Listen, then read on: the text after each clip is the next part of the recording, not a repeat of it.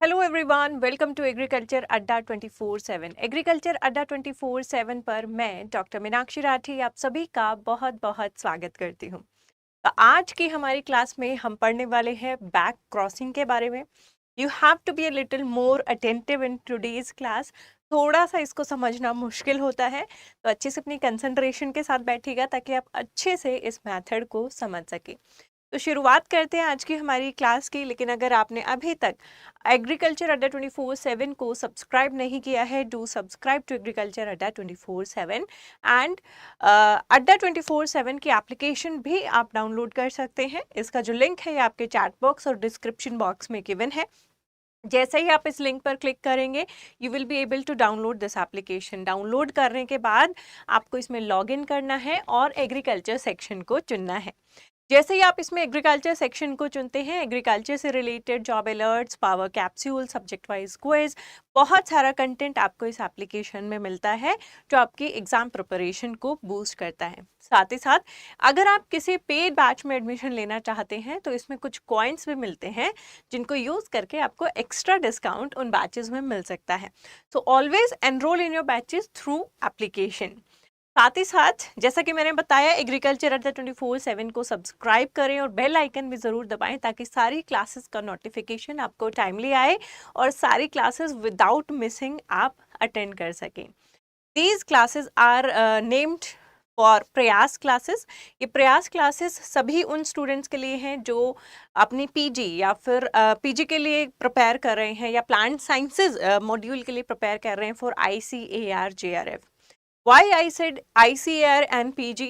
Because PG में भी जो आपके ये सब्जेक्ट्स हैं, जेनेटिक्स है, प्लांट ब्रीडिंग है, पैथोलॉजी है, क्रॉप फिजियोलॉजी है, इनका वेटेज काफ़ी अच्छा रहता है अगर आप CUET या कोई और पीजी एग्ज़ाम भी दे रहे हैं। साथ ही साथ अगर आप ASRB नेट को भी अगर टारगेट कर रहे हैं तो भी ये क्लासेस जो है आपके लिए बहुत ही हेल्पफुल रहने वाली है। So do watch them regularly and be consistent in your preparation. आपकी मेहनत एक दिन ज़रूर रंग लेकर आएगी। तो चलिए शुरुआत करते हैं आज की हमारी क्लास से। तो आज हम क्लास में बैक क्रॉस मेथड पढ़ने वाले हैं। Now what is back cross? Back है ना, तो बैक मीन्स जब हमें उल्टा जाना पड़े, that is called a back cross method.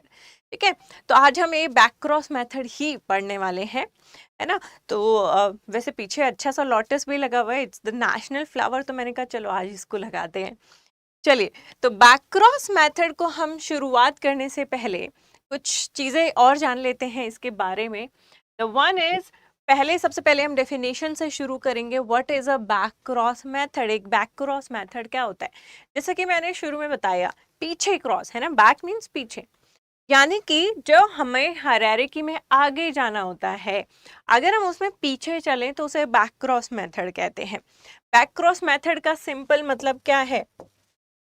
अगर एक इंसान का एक बंदर से क्रॉस करवाया जाए तो वो भी एक तरीके का तो बैक क्रॉस ही है ना। We are going reverse in the evolution. लेकिन यहाँ पर बैक क्रॉस का मतलब क्या है? When you have parent 1 and when you cross this parent 1 to parent 2 और आपको इसमें एक हाइब्रिड मिलता है F1, आप इस हाइब्रिड का, इस प्रोजनी का, है ना, इसको हम क्या बोलेंगे? हाइब्रिड बोलेंगे या फिर हम इसको प्रोजनी बोलेंगे, राइट। इस प्रोजनी का, इस हाइब्रिड का वापस किसी भी पेरेंट से क्रॉस करवाते हैं, चाहे P1 पेरेंट से क्रॉस करवाएं, चाहे P2 पेरेंट से क्रॉस करवाएं, doesn't matter.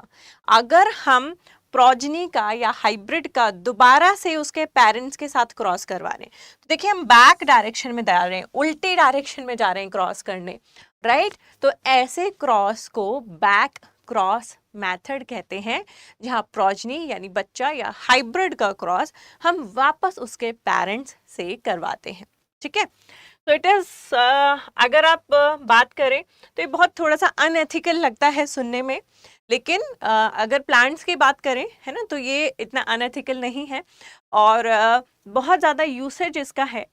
Especially whenever you have question in any of the exam जहाँ ये पूछा जाए which is the method used for disease resistance, disease resistant variety develop करने के लिए किस मेथड का यूज किया जाता है, your answer should be back cross method, आंख बंद करके आपको वहां पर बैक क्रॉस मेथड लिखना है, राइट। तो हम ये बैक क्रॉस मेथड कर क्यों रहे हैं, ऐसे क्या जरूरत आन पड़ी है कि हम प्रोजनी का क्रॉस उसके पेरेंट से करना पड़ रहा है। तो उसका एक रीजन ये है कि हम एक ऐसी वैरायटी चाहते हैं जिसमें ज्यादातर एक ही पेरेंट के कैरेक्टर हो, सिर्फ बहुत कम या सिर्फ एक कैरेक्टर ही दूसरे पेरेंट से आए।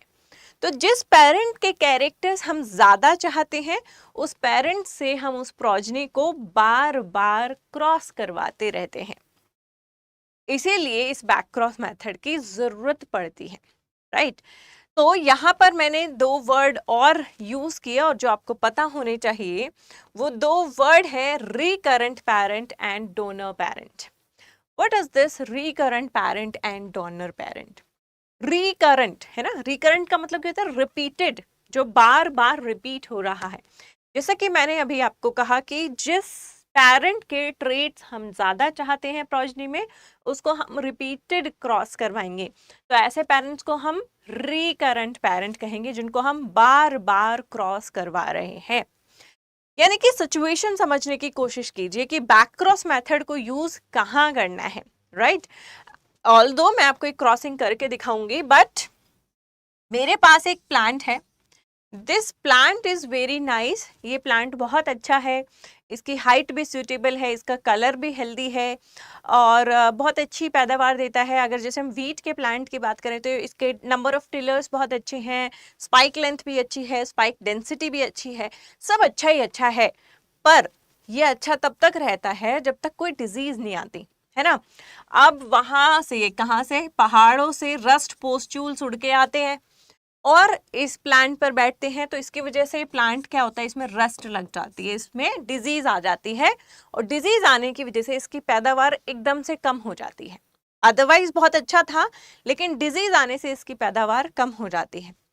अब मैं एक ऐसा प्लांट डेवलप करना चाहती हूँ जो बिल्कुल इसी प्लांट जैसा दिखता है, इसमें जो हाइट है, स्पाइक लेंथ है, नंबर ऑफ टिलर्स है, सब कुछ है, वो सब कुछ इसी प्लांट जैसा है, सेम टू सेम। बट मैं ये चाहती हूं कि जब ये रस्ट पोस्ट्यूल पहाड़ों से उठकर हमारे नॉर्दर्न प्लेन्स में आ रहे हैं, they should not affect this plant, ये प्लांट को अफेक्ट ना करें। तो इसके लिए मुझे क्या करना होगा? तो इसके लिए मैं कर सकती हूँ कि इसमें एक रेजिस्टेंट जीन डाल सकती हूँ, एक डिजीज रेजिस्टेंट जीन। इससे क्या होगा, सारे के सारे वही फीचर्स लेकिन डिजीज रेजिस्टेंट प्लांट, ठीक है। इस सिचुएशन में मैं क्या करूंगी, मैं बैक क्रॉस मेथड का यूज करूंगी, ठीक है। तो मैं ज्यादातर ट्रेट इसी पेरेंट के चाहती हूँ, जिसको इम्प्रूव करना चाहती हूँ, ज्यादातर ट्रेट्स, ज्यादातर कैरेक्टर्स मैं इसी पेरेंट के चाहती हूँ। तो इस पेरेंट से मैं बार बार क्रॉसिंग करवाती रहूंगी ताकि इससे रिलेटेड ट्रेट्स उस प्रोजेनी में बढ़ते रहें। ऐसे पेरेंट को रिकरेंट पेरेंट कहते हैं, ठीक है। दूसरा पेरेंट है डोनर पेरेंट। अब ये डिजीज रेजिस्टेंट जीन हवा में उड़कर तो नहीं आ जाएगी, we have to cross this plant to some plant which is our disease resistant plant, जिसके पास disease resistant gene present है, right? तो मैं एक और प्लांट से इसका क्रॉस करवाती हूँ। ये प्लांट बहुत ज्यादा अच्छा नहीं लगता है मुझे देखने में, है ना, मेरे को ये वाला पसंद है, लेकिन इसके पास डिजीज रेजिस्टेंट जीन प्रेजेंट है, इसलिए मैं इसको क्रॉस करवा रही हूँ, राइट। लेकिन डिजीज रेजिस्टेंट जीन तो एक ही क्रॉस में हमारे पास आ जाएगी, राइट। डिजीज रेजिस्टेंट जीन हमारे पास एक ही क्रॉस में जो इनका बच्चा होगा उसमें ट्रांसफर हो जाएगी, राइट।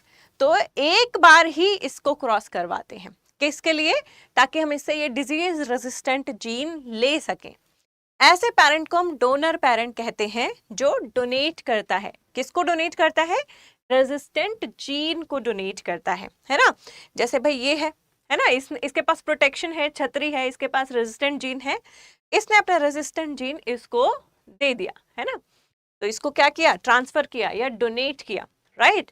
तो डोनर पेरेंट वो पेरेंट है जिसके पास रेजिस्टेंट जीन प्रेजेंट है, जिसको सिर्फ एक ही बार क्रॉस करवाया जाता है ताकि वो रेजिस्टेंट जीन को डोनेट कर सके, उसे हम डोनर पेरेंट कहते हैं। Now one more thing we should know about the back crossing is जिस भी डिजीज रेजिस्टेंट जीन की या किसी और ट्रेट को जो हम ट्रांसफर करना चाह रहे हैं उसकी बात कर रहे हैं, उसकी हेरिटेबिलिटी अच्छी होनी चाहिए, है ना। आपने सारी प्रिपरेशन कर ली, पैसा लगा लिया, सब कर लिया, ट्रायल सेट कर लिए, लेकिन अगर ट्रेट की हेरिटेबिलिटी अच्छी नहीं होगी तो वो नेक्स्ट जनरेशन में पास ऑन नहीं होगा। नेक्स्ट जनरेशन में पास ऑन नहीं होगा तो आपकी सारी मेहनत खराब हो जाएगी। So the one character to be transferred should have high heritability. उसकी heritability high होनी चाहिए, right? और वो ज़्यादा जीन से गवर्न नहीं होना चाहिए, यानी कि क्वालिटेटिव ट्रेट होना चाहिए, क्योंकि एक या दो जीन को पास ऑन करना आसान होता है, वहीं अगर एक कैरेक्टर 10 जीन से गवर्न है, 10 की 10 जीन्स को ट्रांसफर करना बहुत डिफिकल्ट टास्क होगा, है ना। तो वो ऑलिगो जीन्स हो या सिंगल जीन उसको जो है कैरेक्टर को शो कर रही है ना, उसको गवर्न कर रही है, और साथ ही साथ वो हाईली हेरिटेबल है। ये दोनों चीजें तभी होती हैं, तब ही जो है बैक क्रॉस मेथड सक्सेसफुल हो पाता है, राइट। तो वहां तक, यहाँ तक हमने पूरा बैकग्राउंड बना लिया है अपना बैक क्रॉस मेथड का।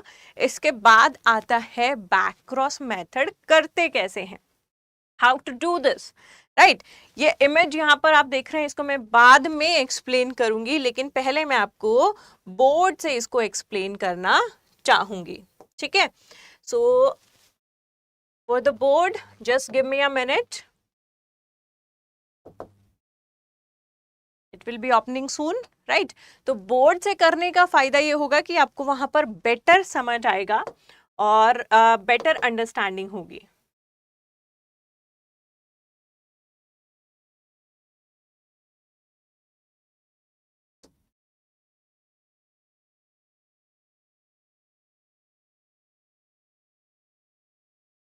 यस, सो हियर, है ना, यहाँ पर समझिएगा कि किस तरीके से ये क्रॉस हो रहा है। Black will be fine, right.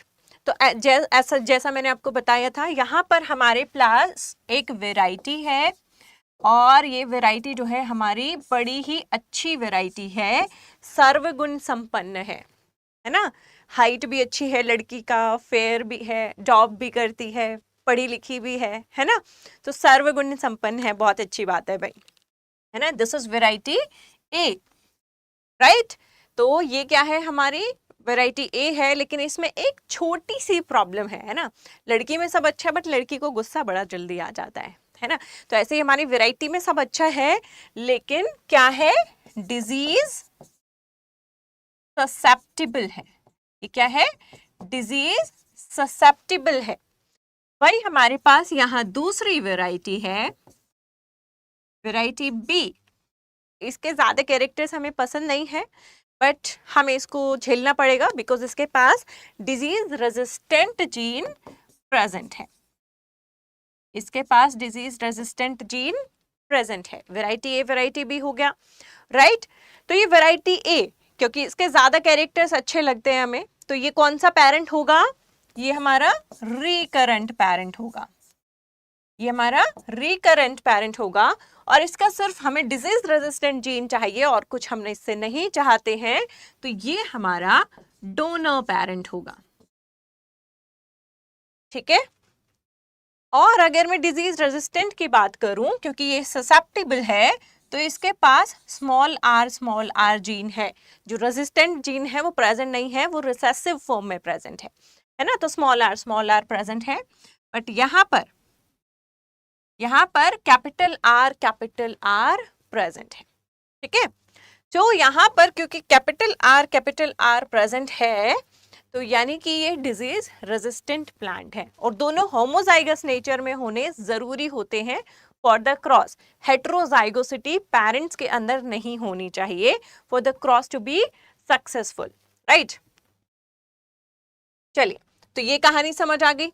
Next देखिए, अब हम इसमें क्या करते हैं, क्रॉसिंग करते हैं, राइट। तो क्रॉसिंग हम जब कर रहे हैं, सो ये एक ए वैरायटी है, ये एक बी वैरायटी है, इसके पास resistant gene, sorry small R होगा यहाँ पर। इसके पास रेजिस्टेंट जीन कौन सा है, स्मॉल आर है, because it is susceptible. And इसके पास कैपिटल आर है, because it is resistant.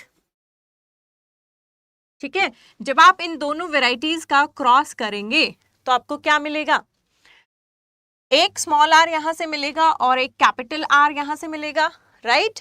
Gamete formation होगा तो यहाँ पर एक कैपिटल आर आएगा, एक स्मॉल आर आएगा। मेंडेलियन जेनेटिक्स हम पढ़ चुके हैं, अभी तक ये चीजें आपको क्लियर होनी चाहिए, राइट। तो ये हमें हेटेरोजाइगस मिलता है which is known as hybrid और F1, है ना, हाइब्रिड और F1 मिलता है। अब देखो ये जो रेजिस्टेंट जीन है ये तो हमारे पास आ गया है बी से, है ना। कैपिटल आर हमारे पास एक ही आ गया है लेकिन ये डोमिनेंट है, दिस इज डोमिनेंट, है ना, डोमिनेंट है और रेजिस्टेंस शो कर रहा है डोमिनेंट कैरेक्टर, यानी कि ये प्लांट क्या होगा, रेजिस्टेंट प्लांट होगा। ये प्लांट क्या होगा, रेजिस्टेंट प्लांट होगा। तो जो मेरा एक मकसद था वो तो पूरा हो गया कि मैं इस प्लांट को डिजीज रेजिस्टेंट बनाना चाहती हूँ। दूसरा मकसद क्या था मेरा, दूसरा मकसद था कि मैं ज्यादातर कैरेक्टर्स ए के चाहती हूँ। अभी यहाँ पर क्या हो रहा है, यहाँ पर 50%, can you see this color? No, I guess. We will select blue. Okay. यहाँ पर 50% कैरेक्टर ए के हैं और 50% कैरेक्टर्स बी के हैं, है ना। दोनों पेरेंट्स से आधे आधे कैरेक्टर्स मिले हैं, तो इस हाइब्रिड के पास 50% ए के कैरेक्टर है, 50% बी के हैं। नाउ आई वांट ए के कैरेक्टर्स ज्यादा हों, बी के कैरेक्टर्स मुझे पसंद नहीं है। तो अब हम सेकेंड एजेंडा पर काम करेंगे।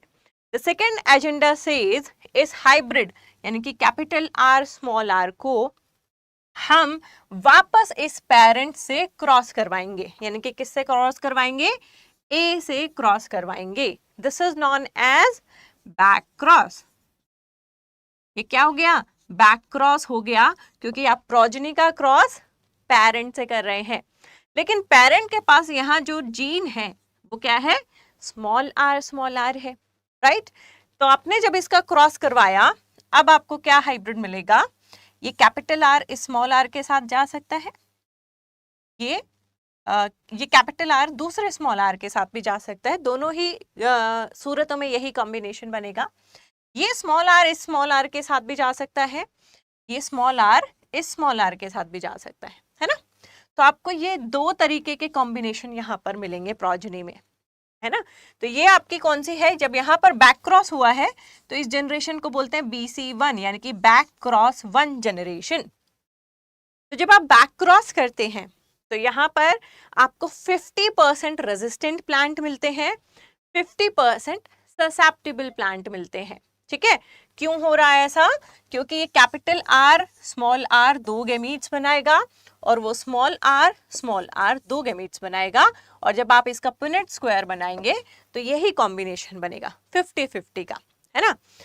अब क्योंकि हमें रेजिस्टेंट प्लांट चाहिए, I wanted a resistant plant, है ना, तो ये जो ससेप्टिबल प्लांट है इसको तो हम यूज नहीं करेंगे, right, we will reject them, ये हमारे किसी काम के नहीं है क्योंकि ये ससेप्टिबल है।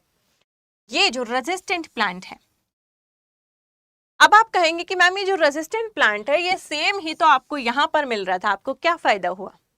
देखिए है तो हेट्रोजाइगोसिटी सेम अगर हम रेजिस्टेंट जीन की बात करते हैं, लेकिन इसके पास कैरेक्टर्स अगर आप देखेंगे, है ना, तो यहाँ पर 50% ए के कैरेक्टर्स थे, यहाँ पर 75% ए के कैरेक्टर्स हैं और ओनली 25% बी के कैरेक्टर्स हैं।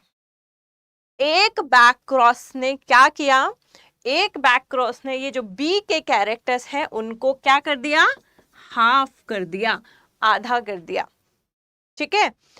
तो जितनी बार हम बैक क्रॉस मेथड करते जाएंगे बी के कैरेक्टर्स घटते जाएंगे, ए के कैरेक्टर्स बढ़ते जाएंगे, ठीक है। हर बार हमें बैक क्रॉस में क्या करना है, ससेप्टिबल को रिजेक्ट करना है, रेजिस्टेंट को सेलेक्ट करना है, ठीक है। सिर्फ इतना करना है हमें, हमारे ए के कैरेक्टर्स बढ़ते जाएंगे, बी के कैरेक्टर्स कम होते जाएंगे।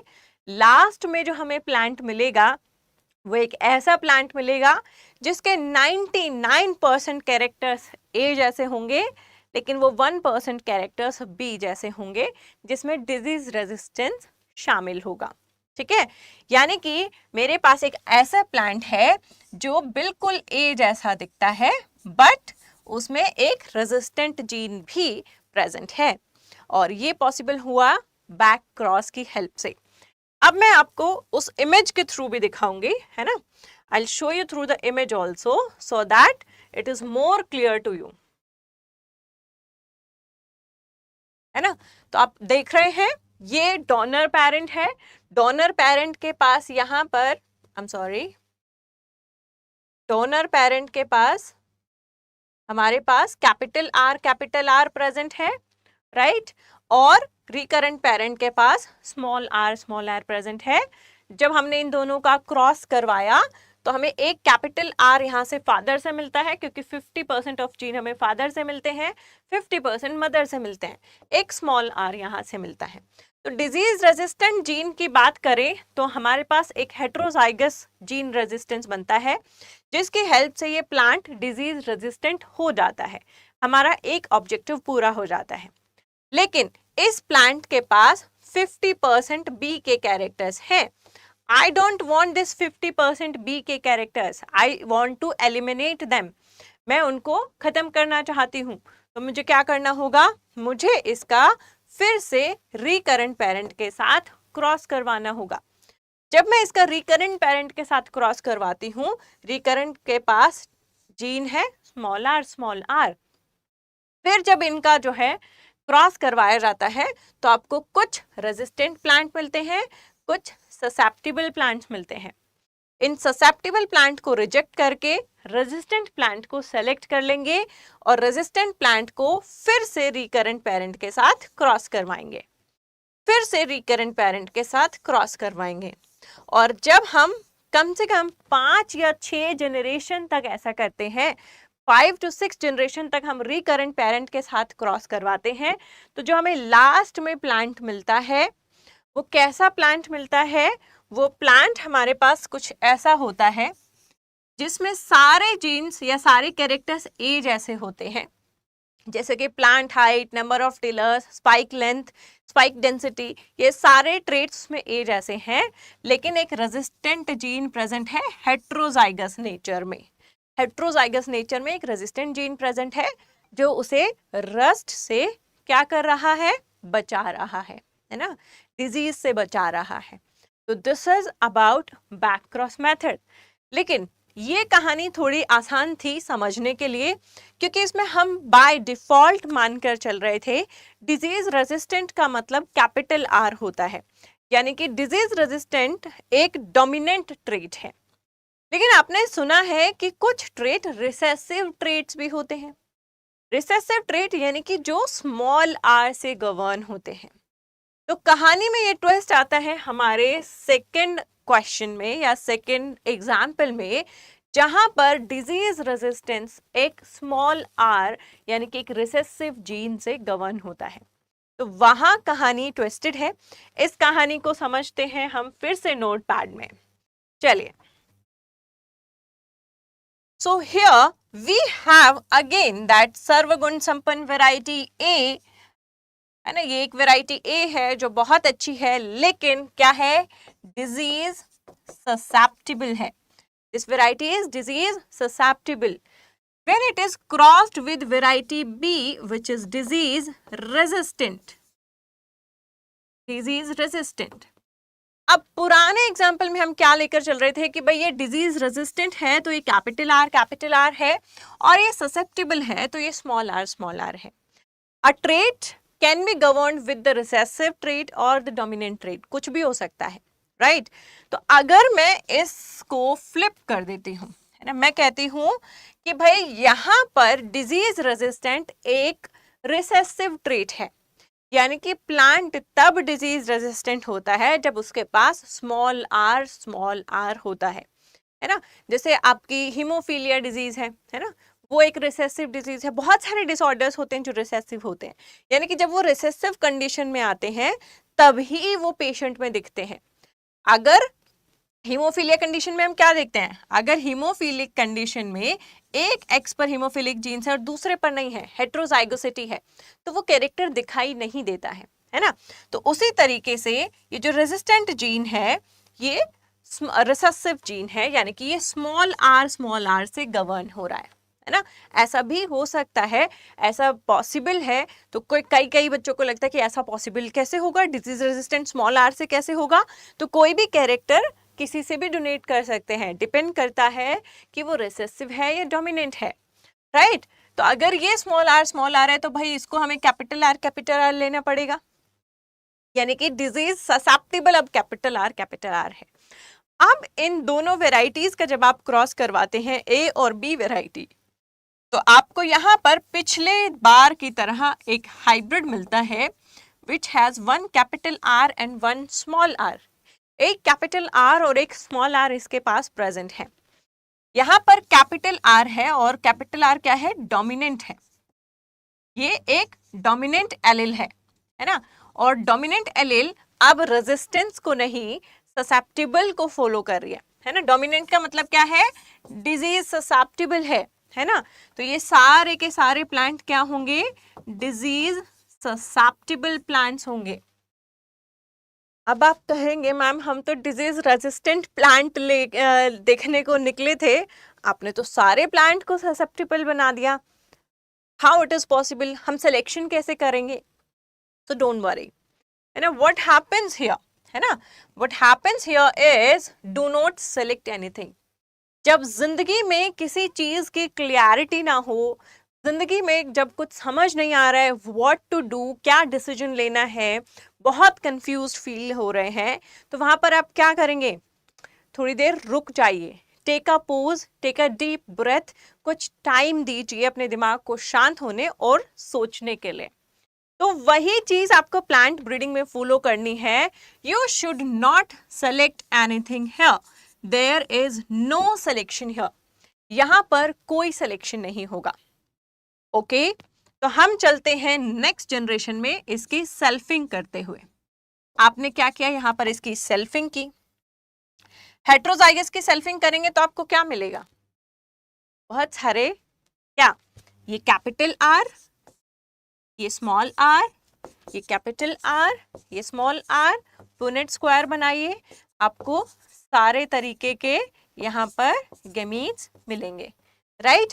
तो वही चीज यहाँ पर आपको मिलेगी, राइट। कुछ आपको कैपिटल आर मिलेंगे, कुछ आपको कैपिटल आर स्मॉल आर मिलेंगे, और कुछ आपको स्मॉल आर मिलेंगे, क्योंकि आपने इस प्लांट की सेल्फिंग करवाई है, राइट। अब सेल्फिंग के बाद यहाँ पर देखिए, इन दोनों के पास डोमिनेंट जीन है, इन दोनों के पास डोमिनेंट जीन है, यानी कि क्या है, डिजीज ससेप्टेबल हैं, इनमें डिजीज होती है। अब हमें तो रेजिस्टेंट प्लांट चाहिए, so we will select this plant, we will select this plant because ये क्या है, ये रेजिस्टेंट प्लांट है। ये क्या है, एक रेजिस्टेंट प्लांट है। हम देख रहे थे डिजीज रेजिस्टेंट कौन सा प्लांट है, स्मॉल आर है। तो ये एक रेजिस्टेंट प्लांट है, we will select these and we will reject these. तो आ गया ना हमारे पास कैसा प्लांट, डिजीज रेजिस्टेंट प्लांट। लेकिन अभी भी यहां पर वही प्रॉब्लम है जो पहले थी, और वो प्रॉब्लम क्या है, वो प्रॉब्लम है कि अभी इसके पास 50% जीन्स जो है वो ए के हैं और 50% जीन्स जो है बी के हैं, क्योंकि हमने यहाँ सेल्फिंग करवाया है, बैक क्रॉस नहीं करवाया। How to reduce this B gene, इस बी जीन को मुझे रिड्यूस करना है, तो मैं क्या करूंगी, अगेन बैक क्रॉसिंग करेंगे, है ना। तो हम इसको नेक्स्ट पेज पर लेकर आगे चलते हैं। तो हमारे पास यहाँ क्या प्रेजेंट है, एक small R resistant plant present है, लेकिन इस स्मॉल आर में क्या है, 50% ए है और 50% बी है, ठीक है। तो इसका हम क्रॉस करवाएंगे किसके पेरेंट के साथ, रिकरेंट पेरेंट के साथ, है ना। Recurrent parent that is a. तो यहाँ पर रिकरेंट पेरेंट के पास क्या है, कैपिटल आर है, राइट। एक स्मॉल आर एक कैपिटल आर के साथ क्रॉस होगा तो आपको फिर से हेट्रोजाइगोट्स मिलेंगे, फिर से आपको क्या मिलेंगे, हेट्रोजाइगोट्स। अब ये क्या है, BC1 बैक क्रॉस जेनरेशन 1, ठीक है। अब फिर से यहाँ पर हमारे पास कैपिटल R प्रेजेंट है which is a dominant allele and which stands for susceptibility. तो ये फिर से सारे के सारे ससेप्टिबल हो गए, फिर से कंफ्यूजन क्रिएट हो रहा है।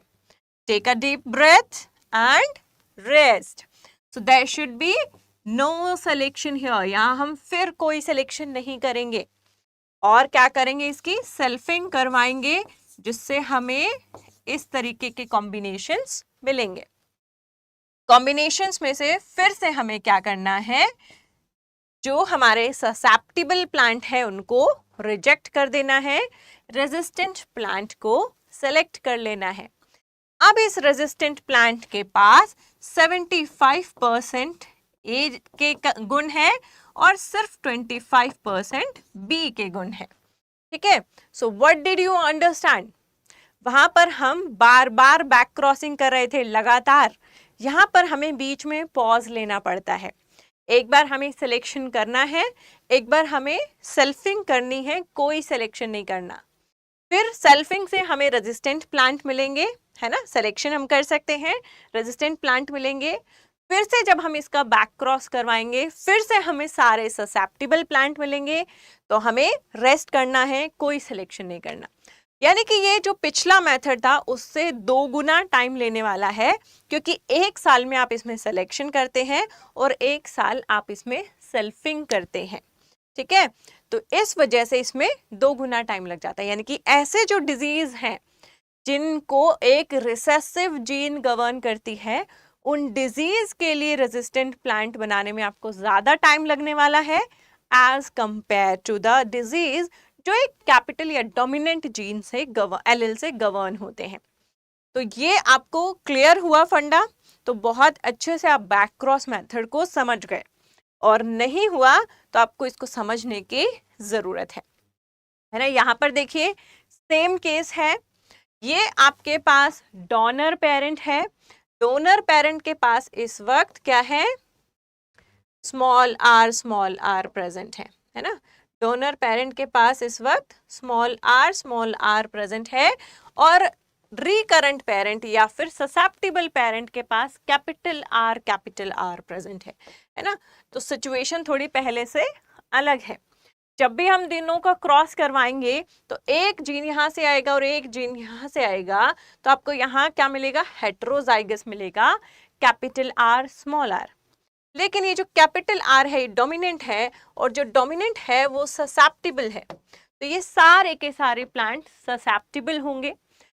इस वक्त सारे प्लांट ससेप्टिबल हैं, तो हम कोई सिलेक्शन नहीं करेंगे, हम रुक जाएंगे और यहाँ पर क्या करेंगे, सेल्फिंग करेंगे। जब आप सेल्फिंग करते हैं तो आपको ये रेशियो मिलता है according to the Mendel's law. इन रेशियो में से इन 2 को आप डिस्कार्ड कर देते हैं क्योंकि ये ससेप्टिबल प्लांट है, और जो आपके रेजिस्टेंट प्लांट है उसको सेलेक्ट करेंगे, और उसको रेजिस्टेंट प्लांट को सेलेक्ट करके आप फिर से रिकरेंट पेरेंट के साथ क्रॉस करवाएंगे। आपको फिर से सारे ससेप्टिबल प्लांट मिलेंगे, आपको अपना सिलेक्शन फिर से रोक देना है। यानी कि एक जनरेशन में सेल्फिंग करनी है और एक जनरेशन में आपको बैक क्रॉस करना है। ऐसा आप 6 बैक क्रॉस जब कर लेते हैं तो आपको एक ऐसा प्लांट मिलेगा, कैसा प्लांट मिलेगा, ऐसा प्लांट मिलेगा जिसमें सारे कैरेक्टर्स ए जैसे होंगे, अगेन जैसे कि number of tillers, spike length, spike weight, seed weight, anything, but उसमें रेजिस्टेंट जीन रिसेसिव फॉर्म में प्रेजेंट होगा, ठीक है। रेजिस्टेंट जीन रिसेसिव फॉर्म में प्रेजेंट होगा, जो उसे डिजीज से क्या करेगा, प्रोटेक्ट करेगा, उसके ऊपर डिजीज नहीं आने देगा। So this is when the trait has recessive gene, right? चलिए, तो नेक्स्ट आती है इस जो मेथड हमने पढ़ा है इसके मेरिट्स क्या है, व्हाट आर द मेरिट्स और इसके एडवांटेजेस क्या हैं। तो इसके एडवांटेजेस ये हैं कि आप एक ऑलरेडी वैरायटी जो है, जो ऑलरेडी मार्केट में प्रेजेंट है, आप उसमें डिजीज रेजिस्टेंट जीन डाल रहे हो, उसको इम्प्रूव कर रहे हैं, तो आपको बहुत ज़्यादा टेस्टिंग की ज़रूरत नहीं पड़ेगी, क्योंकि आप जानते हैं कि आप एक ऑलरेडी वेल स्टेब्लिश्ड वैरायटी पर काम कर रहे हैं। तो adaptability to the new environment, testing, yield trials, इनकी ज़रूरत आपको नहीं पड़ेगी, वो चीज़ें कम हो जाती हैं, है ना। लड़की को अगर पहले से जानते हैं तो उसके अच्छे बुरे पहले से जानते हैं, तो आपको शादी करने के लिए ज्यादा सोचना नहीं पड़ेगा। The same is the situation here. And the second is, this is the only method for interspecific gene transfer. अगर हम इंटरस्पेसिफिक जीन ट्रांसफर कर रहे हैं तो बैक क्रॉस मेथड ही ओनली मेथड बचता है जिसकी हेल्प से आप किसी दूसरी स्पीसी से जीन ट्रांसफर कर सकते हैं बाय नेचुरल ब्रीडिंग मेथड। जैसे कि अगर गॉसिपियम हिरोसिटम है ना, कॉटन, और जो मेरी रेजिस्टेंट जीन है वो आर्बोरियम कॉटन में है, so I can cross this arboreum and gossypium and take the resistant gene from arboreum with the help of back cross method। क्योंकि एक्चुअली ये डिफरेंट स्पीशीज मैंने बता दिया, लेकिन बहुत सारी डिफरेंट स्पीशीज होती हैं जिनको अगर हम क्रॉस करते हैं तो वो हाइब्रिड तो दे देते हैं, है ना। जैसे कि गॉसिपियम हिरोसिटम को आर्बोरियम से जब क्रॉस करते हैं तो हाइब्रिड तो हमें मिल जाता है, बट वो हाइब्रिड सुपीरियर नहीं होते, हाई यील्डिंग नहीं होते, है ना। तो उस वजह से, या स्टेराइल होते हैं, तो उस वजह से हम इस मेथड को बेटर परफॉर्म कर सकते हैं, है ना, ताकि उसके ज़्यादातर कैरेक्टर्स एक ही पेरेंट जैसे हों। तो इंटरस्पेसिफिक हाइब्रिडाइजेशन में इसका काफ़ी इंपॉर्टेंट रोल हो जाता है। बात करें अगर डीमेरिट्स की, व्हाट आर द डीमेरिट्स, इसके नुकसान क्या है, तो सबसे पहला नुकसान इसका ये कि आप एक ऑलरेडी स्टेब्लिश्ड वैरायटी को इम्प्रूव कर रहे हैं। मान लीजिए एक ऑलरेडी जो वैरायटी है वेल स्टेबल है, अच्छी है आज के टाइम में, आप उसे इम्प्रूव करने में 6 बैक क्रॉस मेथड करेंगे, कुछ यील्ड ट्रायल्स करेंगे, है ना, तो आपको उसमें लगा लीजिए कि 6 + 2 8 to 9 ईयर्स लग जाते हैं। 8-9 साल में अगर किसी और प्लांट ब्रीडर ने उस वैरायटी से ज़्यादा सुपीरियर और हाई यील्डिंग वैरायटी मार्केट में उतार दी, तो आपकी ये सारी मेहनत रखी की रखी रह जाएगी, nobody will care about it, है ना। तो ये इसका एक डिसएडवांटेज है, क्योंकि आप ऑलरेडी एस्टैब्लिश्ड वैरायटी को इम्प्रूव कर रहे हैं, तब तक कोई और अच्छी वैरायटी अगर इसे रिप्लेस कर देती है मार्केट में, तो आपकी सारी मेहनत, सारे रिसोर्सेज पानी में चले जाते हैं, है ना। And some undesirable genes can also come through the resistant gene। अब भैया ये जो मैंने आपको पढ़ाया, ये पढ़ाने में थ्योरेटिकली अच्छा लगता है, but it is not practical, है ना। आपका डीएनए है, right, this is your DNA. इस डीएनए में यहाँ से यहाँ तक आपकी रेजिस्टेंट जीन प्रेजेंट है, ठीक है, और इस रेजिस्टेंस जीन के पास यहाँ पर एक कोई और अनडिजायरेबल जीन, जैसे कि हाइट, है ना, इससे प्लांट हाइट लंबी हो जाती है। अब हमें वीट में छोटे प्लांट्स चाहिए होते हैं, डिजायरेबल कैरेक्टर्स है शॉर्ट प्लांट्स। अब इसके साथ है हाइट का कैरेक्टर, जिसकी वजह से हाइट लंबी हो जाती है ना। अब डीएनए की सेगमेंट क्रॉसिंग में पूरी की पूरी आती है ना। मैं कोई बायोटेक्नोलॉजिकल टूल तो यूज नहीं कर रही कि मैं सिर्फ रेजिस्टेंट जीन को निकाल कर लेकर आऊं। तो मान लीजिए अगर ये दो जीन्स लिंक्ड हैं, when your resistant gene is linked with another gene which is undesirable, जो आप नहीं चाहते, पर linked का मतलब क्या है, वो साथ साथ ट्रेवल करेंगी। तो जब आप हाइब्रिड बनाएंगे तो वो डिजीज रेजिस्टेंट तो बन गया, लेकिन उसकी हाइट लंबी हो गई, जो कि एक अनडिजायरेबल कैरेक्टर है ना। तो ये हो सकता है कि अगर आपकी जीन किसी और जीन के साथ लिंक्ड है और जिस जीन के साथ लिंक्ड है वो अनडिजायरेबल है, वो अच्छी नहीं लग रही आपको, तो उसे झेलना पड़ेगा उसके साथ। तो ये एक प्रॉब्लमेटिक काम हो जाता है बैक क्रॉसिंग मेथड में। साथ ही साथ आपको हर बार हाइब्रिडाइजेशन करनी पड़ रही है, और केवल एक प्लांट की हाइब्रिडाइजेशन नहीं करनी पड़ती, बहुत सारे प्लांट्स की करनी पड़ती है। यहाँ तो मैं आपको एक प्लांट के एग्जाम्पल देके समझाती हूँ, बट सच में एक प्लांट की नहीं करनी होती है।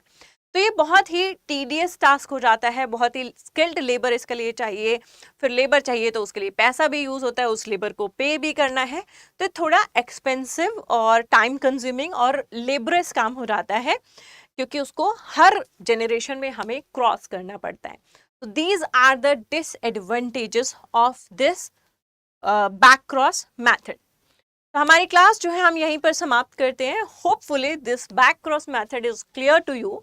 और अगर नहीं हुआ है, if you have doubts regarding the back cross method, you can just write in the comment box. I will try to answer them all. और साथ ही साथ ये आपके अदर बैचेस हैं जैसे कि Jharkhand food safety officer, IBPS, AFO, ICR, plant sciences recorded batch. तो ये सारे बैचेस आपको अपनी एप्लीकेशन पर उपलब्ध हैं. आप चाहे इनमें एनी टाइम एनरोल कर सकते हैं. इनके अलावा और भी बहुत सारे बैचेस हैं, उनमें भी एनरोल कर सकते हैं, है ना. So just visit on the app. और अगर आपको लगे कि आप किसी एग्जाम की तैयारी कर रहे हैं and you want help through that preparation, तो आप किसी भी बैच में एनरोल कर सकते हैं. अगर एनरोल करें तो आप जो है कूपन कोड का इस्तेमाल कर सकते हैं Y448. 4 + 4 8 होते हैं, ठीक है. जब आप Y448A लगाएंगे, ठीक है, तो जितनी भी उस टाइम पर मैक्सिमम डिस्काउंट अवेलेबल होगा दैट विल बी एक्टिवेटेड. वो एक्टिवेट हो जाएगा और आपकी जेब पर थोड़ा सा कम प्रभाव पड़ेगा. साथ ही साथ अगर आप मल्टीपल एग्जाम्स की तैयारी कर रहे हैं तो आप एग्रीकल्चर महापैक में एनरोल कर सकते हैं, जहां पर जितने भी एग्रीकल्चर अड्डा 24/7 पर जितने भी बैचेस हैं वो सारे बैचेस आपको एक ही जगह पर उपलब्ध होते हैं, एक ही फीस में उपलब्ध होते हैं. न सिर्फ बैचेस, उनकी टेस्ट सीरीज और ई बुक्स भी आपको वहीं एक ही प्लेस पर मिलती है. दैट इज एग्रीकल्चर महापैक. और इस एग्रीकल्चर महापैक का जो प्राइस है वो है 7,359, 7,360 रुपये लगा लो, चलो होलसेल, राइट. तो 7,500 से कम में आपको IBPS AFO भी मिल रहा है, प्लांट साइंसेस का रिकॉर्डेड बैच भी मिल रहा है, और जो आपके MPREO है या नेशनल सीड कॉरपोरेशन का एग्ज़ाम है या NFL का एग्ज़ाम है ना, UPSSC का एग्ज़ाम है या स्टेट MSc एग्रीकल्चरल एग्ज़ाम्स हैं, उन सभी एग्ज़ाम्स के क्लासेस यहाँ पर आपको एग्रीकल्चर अड्डा 24/7 के इस महापैक में एक साथ मिलती हैं. सारी पेड क्लासेस, उनके टेस्ट सीरीज और उनकी ebooks. So you can enroll at one place, right. तो यहाँ पर हम अपनी क्लास को पूर्ण विराम देते हैं. आपको क्लासेस कैसी लग रही हैं, मज़ा आ रहा है, नहीं आ रहा है, do mention them in your comment box and keep watching, keep preparing. इसी तरीके से हम नए नए टॉपिक्स पढ़ते रहेंगे. हमारे साथ जुड़े रहिए and together we will crack plant sciences JRF. Good bye and take care.